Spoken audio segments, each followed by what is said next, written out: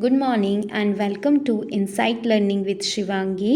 As you know that I am making videos on class 12th and 11th chemistry. So आज मैं एक नई series शुरू कर रही हूँ जिसमें मैं क्लास 11th के MCQs डालूँगी।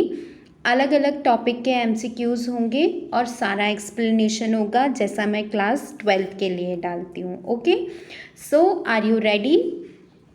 तो इसमें भी मैं वही चीज़ें कवर करूँगी, सारे टॉपिक्स जैसे स्टेट ऑफ मैटर हो गया, कोई भी और टॉपिक्स हो गए, उनको पूरी तरीके से एक्सप्लेन करूँगी विथ क्वेश्चंस, ताकि आप क्वेश्चंस को क्रैक कर पाएँ कि आपको कैसे क्वेश्चंस को एलिमिनेशन मेथड से सॉल्व करना है या फिर डायरेक्ट आप कैसे थ्योरी को समझ के उनको क्रैक कर पाते हैं.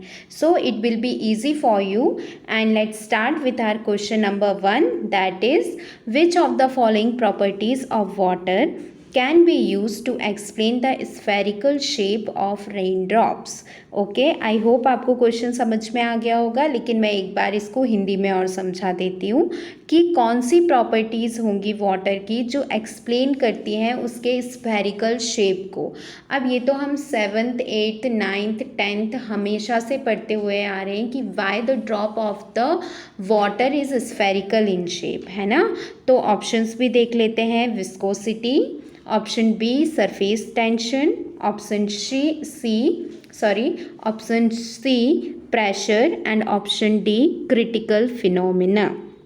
ओके, तो मुझे नहीं लगता कि मैं इसको समझाऊं क्योंकि ये क्वेश्चन तो मोस्ट ऑफ यू आप आराम से क्रैक कर लेंगे, बट एक बार ट्राई कीजिए, उसके बाद मैं आपको समझाती हूँ कि इसमें क्या होगा इसका आंसर.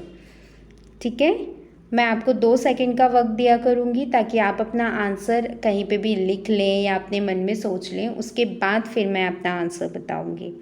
तो आपने कर लिया होगा, तो आंसर क्या है इसका? B, that is surface tension. अब सरफेस टेंशन क्यों होता है? Because the spherical shape of the rain drop किसकी वजह से होता है? सरफेस टेंशन ऑफ लिक्विड की वजह से. और जो क्या करता है, मिनिमाइज करता है surface area of a given volume. मतलब आपका जो वाटर का ड्रॉपलेट है उसका जो एरिया है उसको मिनिमाइज करता है. क्या मिनिमाइज करता है? Surface tension. जैसे ये देखिए, ये आपकी वाटर की ड्रॉप होती है, that is spherical in shape, है ना.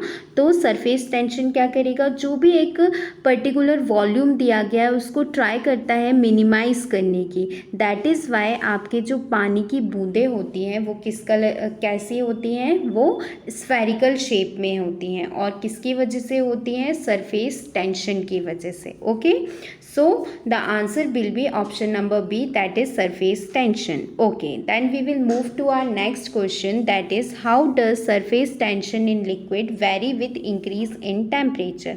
अब देखो, surface tension से ही दूसरा क्वेश्चन है कि किस प्रकार से जो लिक्विड है वो वेरी करता है, surface tension of liquid very करता है किसकी वजह से? इंक्रीज इन टेम्परेचर की वजह से. अब हमने पढ़ा है टेम्परेचर और प्रेशर का और वॉल्यूम का रिलेशन पढ़ा है कि क्या होता है जब आपका टेम्परेचर बढ़ता है तो जो एरिया है किसी भी चीज़ का वो क्या हो जाता है? बढ़ जाता है. कोई भी मॉलिक्यूल्स फैल जाते हैं अपने एग्जैक्ट शेप से, वो थोड़ी से कैसे हो जाते हैं? एरिया को ज़्यादा घेर लेते हैं, है ना. तो उसी प्रकार से आपके ऑप्शन भी देख लेते हैं. सेम रहता है, आपका जो सरफेस टेंशन है वो सेम रहेगा इंक्रीज इन टेम्परेचर के साथ. ओके, डिक्रीज हो जाएगा. ठीक है, फिर तीसरा क्या है? इंक्रीज हो जाएगा. या फिर D, no regular pattern followed. ठीक है, तो अब आपका क्या होगा answer? Answer will be option number B, that is decreases. ठीक है, किस वजह से? क्योंकि जब इंक्रीज करेंगे टेम्परेचर को तो जो काइनेटिक एनर्जी है मॉलिक्यूल की and effectiveness of intermolecular attraction भी क्या हो जाएगा? डिक्रीज हो जाएगा. इसकी वजह से जो सरफेस टेंशन है वो क्या हो जाएगा? डिक्रीज हो जाएगा जैसे जैसे हम टेम्परेचर को क्या करेंगे? इंक्रीज करेंगे. ठीक है, काइनेटिक एनर्जी तो आपको पता है ना. K is equals to half mv², है ना. तो जब आपके मॉलिक्यूल का टेम्परेचर इंक्रीज होगा तो काइनेटिक एनर्जी और इफ़ेक्टिवनेस ऑफ इंटरमॉलिक्यूलर अट्रैक्शन भी क्या हो जाएगा, कम हो जाएगा। इसकी वजह से सरफेस टेंशन क्या हो जाएगी, डिक्रीज हो जाएगी, है ना। इंटरमॉलिक्यूलर अट्रैक्शन क्या हो जाएगा, ढीला हो जाएगा। एक अगर हम हमारी नॉर्मल भाषा में बोलें कि ढीला हो जाएगा। जैसे मैं आपको बताती हूँ, इसका फिगर बना के भी बता देती हूँ। जैसे कि कोई मॉलिक्यूल है ये, ठीक है, इसमें बहुत सारे ये आपके इंटरमॉलिक्यूलर अट्रैक्शन की वजह से ये मॉलिक्यूल्स एक दूसरे से चिपके हुए हैं। लेकिन जब आप टेम्परेचर को बढ़ाएंगे तो ये मॉलिक्यूल्स के बीच का जो गैप है वो क्या हो जाएगा, बढ़ जाएगा, ठीक है। तो इनका जो सरफेस टेंशन है वो क्या हो जाएगा, कम हो जाएगा। सरफेस टेंशन का मतलब ये होता है कि आपका जो वॉल्यूम है उसको कम करते जाओ, लेकिन टेम्परेचर की वजह से ये मॉलिक्यूल्स एक दूसरे से थोड़ा सा डिस्टेंस मेंटेन कर लेंगे। इस वजह से आपका जो सरफेस टेंशन है वो क्या हो जाएगा, कम हो जाएगा। Okay, so we will move to our next question, that is question number 3। इनमें से कौन सा कर्व रिप्रेजेंट करता है curve of ideal gas? Option A B only, सिर्फ बी है जो कर्व वो एक्सप्लेन करेगा आइडियल गैस को।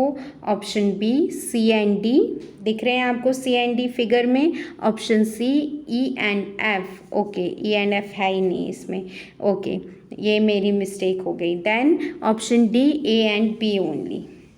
तो अब आपको पता तो चल गया होगा कि ऑप्शन सी तो हो ही नहीं सकता, तो हटा दो इसको। अब आपके पास बचते हैं सिर्फ ए बी एंड डी। अब देखते हैं इनमें से कौन सा सही होगा। आपका आंसर होगा option A, that is B only. क्यों होगा इसका एक्सप्लेनेशन भी देख लीजिए। क्योंकि हमें पता है कि आइडियल गैस में पीवी हमेशा कैसा होता है, कांस्टेंट होता है फॉर ऑल द प्रेशर्स। इसकी वजह से ये देखो, ये कांस्टेंट है ना, ये बी जो कर्व, ये जो बी कर्व है that is constant, straight line, वो कांस्टेंट होता है for all the pressures. That is why your answer be option number A, that is only curve B represents the curve of ideal gas. So we will move to our next question, that is question number 4. With regard to gaseous state of matter, which of the following statements are correct? बताइए इनमें से कौन सा statement सही होगा। Option A complete order of molecule, option B complete disorder of molecule, या फिर option C motion of molecule, या फिर option D that is fixed position of molecule. क्या होना चाहिए गैसियस मैटर में, कौन सा सही होना चाहिए? देखो हमें पता है गैसियस मैटर ये जो भी होते हैं ना पार्टिकल्स, वो डिसऑर्डर में होते हैं। सॉलिड का हमें पता है बिल्कुल अरेंज्ड होते हैं, लिक्विड में भी मोर और लेस अरेंज्ड ही होते हैं, लेकिन गैसियस मॉलिक्यूल क्या होते हैं, डिसऑर्डेड होते हैं, एक दूसरे से दूर इधर उधर कहीं कहीं घूमते रहते हैं, है ना। तो देखो जैसे ये गैसियस मॉलिक्यूल है, हमें पता है कुछ यहाँ होंगे, कुछ यहाँ होंगे, कुछ यहाँ होंगे, तो ये डिसऑर्डर में होते हैं, एक कॉम्पैक्ट की तरह अरेंज नहीं होते, ठीक है। और ये रैंडम मोशन करते रहते हैं, ठीक है। हमें पता है कि ये कहीं कोई इधर जा रहा है, कोई इधर जा रहा है, इनका रैंडम मोशन होता है और ये डिसऑर्डरली क्या होते हैं, अरेंज्ड होते हैं। तो आंसर क्या होगा इसका, option number B, that is complete disorder of molecule. क्योंकि ये हर कभी रैंडम मोशन करते रहते हैं, इसीलिए ये जो मॉलिक्यूल्स हैं वो कैसे होते हैं, डिसऑर्डरली अरेंज्ड होते हैं, ठीक है। तो आपको ये अच्छा लगा होगा जो मैंने आपके लिए ये वीडियो बनाया है, तो please do like share and subscribe to my YouTube channel which is Insight Learning with Shivangi. And अगर आप इसको लाइक करेंगे, शेयर करेंगे तो मुझे मोटिवेशन मिलेगा और मैं ऐसे और वीडियोस बनाऊंगी। So please do like, thank you.